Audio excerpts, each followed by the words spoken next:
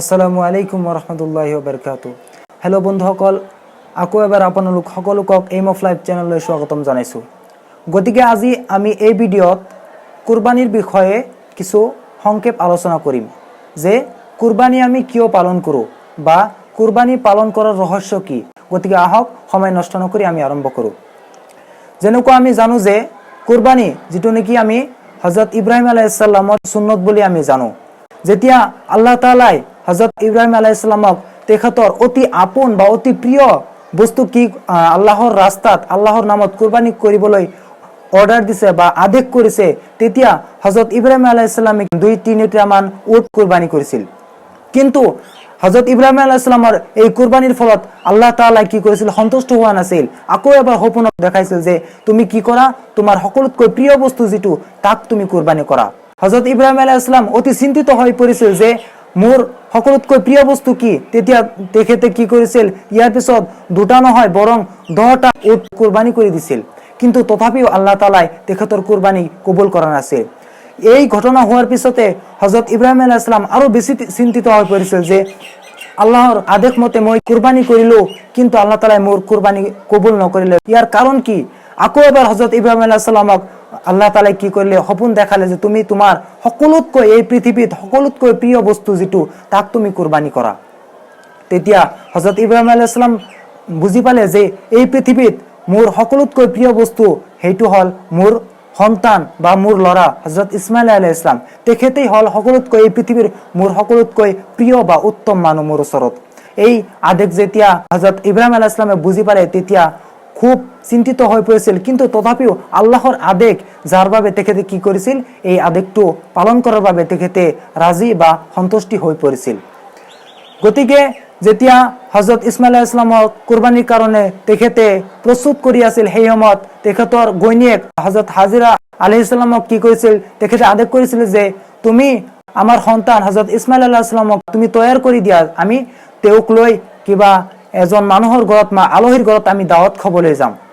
এই কথা শুনি হজৰত হাজিৰা ৰাদিয়াল্লাহু আনহা কি কৰিছিল, তেখেতৰ পুত্ৰ হজৰত ইছমাইল আলাইহিছ সালামক প্ৰস্তুতি কৰাই দিছিল। কিন্তু ইয়াৰ পিছত যে হজৰত ইছমাইল আলাইহিছ সালামক তেখেতে কুৰবানী কৰিবলৈ যাবলৈ তেখেতক লৈ আছিল, এই কথাটো হজৰত হাজিৰা ৰাদিয়াল্লাহু আনহা জনা নাছিল। কিন্তু যেতিয়া এই কথা শয়তানে জানিছিল, তেতিয়া হজৰত হাজিৰা ৰাদিয়াল্লাহু আনহাক বহুতো কি কৰিছিল, বাধা প্ৰদান কৰিছিল যে তোমাৰ সন্তানক কি কৰিব, তোমাৰ গিৰিয়েক হজৰত ইব্ৰাহিম আলাইহিছ সালাম আল্লাহৰ আদেশৰ মতে তেখেতক কি কৰিব, কুৰবানী কৰিব। এই কথা শুনাৰ পিছতো হজৰত হাজিৰা ৰাদিয়াল্লাহু আনহা কি নকৰিছিল, তেখেতক ইয়াৰ পৰা বাধা প্ৰদান নকৰিছিল। কাৰণ এইটো কি আছিল, মহান আল্লাহ তাআলাৰ হুকুম। গতিকে এইদৰে কি কৰিছিল, হজৰত হাজিৰা ৰাদিয়াল্লাহু আনহাই তেখেতৰ নিজৰ পুত্ৰ হজৰত ইছমাইল আলাইহিছ সালামক কি কৰিছিল, তৈয়াৰ কৰি তেখেতৰ গিৰিয়েক হজৰত ইব্ৰাহিম আলাইহিছ সালামৰ সৈতে তেখেতক পঠাই দিছিল। ৰাস্তাত যোৱাৰ সময়ত হজৰত ইছমাইল আলাইহিছ সালামৰ ওচৰত শয়তানে আহি বহুতো বাধা বিঘিন চেষ্টা চলাইছিল, কিন্তু তথাপিও হজৰত ইছমাইল আলাইহিছ সালামক কোনোভাৱেই বাধা প্ৰদান কৰিব নোৱাৰিছিল। কাৰণ তেখেতে নিজৰ দেউতা হজৰত ইব্ৰাহিম আলাইহিছ সালামৰ ওপৰত অতি ভালভাৱে ভৰসা আছিল যে তেখেতৰ দেউতা নিজেই কোনো এনেকুৱা কাম তেখেতৰ সন্তানৰ লগত কৰিব নোৱাৰে। কিন্তু যেতিয়া হজৰত ইছমাইল আলাইহিছ সালামক নিজে তেখেতৰ দেউতাই কৈছিল যে নহয় পুত্ৰ, মই তোমাক আল্লাহৰ আদেশ মতে মই কি কৰিম, তোমাক কুৰবানী দিবলৈ যাই আছো।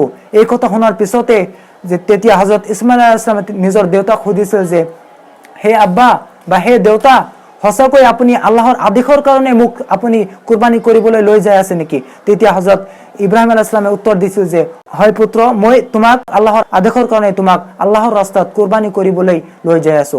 এই কথা শুনাৰ পিছতে হজৰত ইছমাইল আলাইহিছ সালাম অতি মনোযোগেৰে থাকিছিল, কিন্তু তথাপিও তেখেতে এই কুৰবানী হোৱাৰ ফলত তেখেতে দুখিত অনুভৱ কৰা নাছিল।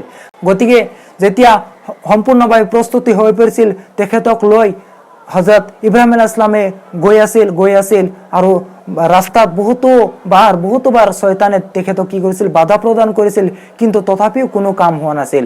সৰ্বশেষত যেতিয়া হজৰত ইব্ৰাহিম আলাইহিছ সালামে নিজৰ সন্তানক কুৰবানী দিয়াৰ বাবে প্ৰস্তুতি হৈ পৰিছিল, তেতিয়া তেখেতৰ সন্তান হজৰত ইছমাইল আলাইহিছ সালামে তেখেতক কৈছিল যে হে দেউতা, আপুনি কি কৰক, মোক যেতিয়া কুৰবানী কৰিব তেতিয়া আপুনি কি কৰিব, আপোনাৰ চকু দুখন আপুনি কালা কাপোৰেৰে বান্ধি ল'ব, কাৰণ আপোনাৰ মোৰ ওচৰত মোৰ বাবে আপোনাৰ যি দয়া, মোৰ বাবে আপোনাৰ যি মৰম স্নেহ, তাক মোক কি কৰিবলৈ নিদিব, কুৰবানী কৰিবলৈ আপোনাক সক্ষম নহ'ব। গতিকে কি কৰিব, আপুনি আপোনাৰ ৰছীডালেৰে মোৰ ভৰি আৰু হাত বান্ধিব আৰু কলা কাপোৰে আপুনি নিজৰ চকুবোৰ কি কৰিব, বান্ধি ল'ব। এই কথা শুনাৰ পিছতে হযৰত ইব্ৰাহিম আলাইহিস সালাম ঠিক সেইদৰে কৰিছিল। আৰু কৰাৰ পিছতে তেখেতে কি কৰিছিল, নিজৰ তৰোৱালডালক এনেভাৱে ধাৰ দিছিল, এটা মহ যদি তাত পৰি যায় তেন্তে সেইটো কি হ'ব, কাটি দুই টুকুৰা হৈ যাব, এনেকুৱা ধাৰ কৰিছিল। গতিকে সেই তৰোৱালেৰে কি কৰিছিল, হযৰত ইব্ৰাহিম আলাইহিস সালাম নিজৰ সন্তানক কুৰবানী কৰিবলৈ সাজু হৈছিল। ঠিক এই সময়তে কি কৰিছিল, আল্লাহ তাআলাই যি বিচাৰিছিল সেইটো হযৰত ইব্ৰাহিম আলাইহিস সালামৰ নিয়তৰ পৰা পাই গৈছিল, যে এইটো চাই আল্লাহ তাআলা অতি আনন্দিত হৈছিল। আৰু যাৰ বাবে জিব্ৰাইল আলাইহিস সালামক আল্লাহ তাআলাই হুকুম কৰিছিল যে হে জিব্ৰাইল, তুমি জান্নাতৰ পৰা দুম্বাক লৈ যায় হযৰত ইসমাইল আলাইহিস সালামৰ ঠাইত তুমি ৰাখি দিয়া। তেতিয়া হযৰত ইব্ৰাহিম আলাইহিস সালামে সেই দুম্বাক কুৰবানী কৰিছিল, কি ভাবি যে মই নিজৰ সন্তানক কুৰবানী কৰিলো। আৰু যেতিয়া চকু খুলিলে তেতিয়া চালে যে তাত কি দুম্বা কুৰবানী হৈছে, আৰু নিজৰ কাষত তেখেতৰ সন্তান হযৰত ইসমাইল আলাইহিস সালাম অতি মিচিকিয়া হাঁহি মাৰি আছে।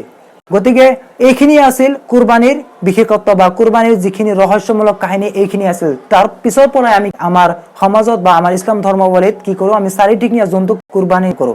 গতিকে এইখিনি ইয়াতে আমি এই ভিডিঅ' শেষ কৰোঁ। ভাল লাগিলে আপুনি ভিডিঅ'টো নিশ্চয় লাইক কৰিব আৰু চেনেলটি ছাবস্ক্ৰাইব কৰি ল'ব। আসসালামু আলাইকুম ওয়া ৰাহমাতুল্লাহি ওয়া বাৰাকাতুহু।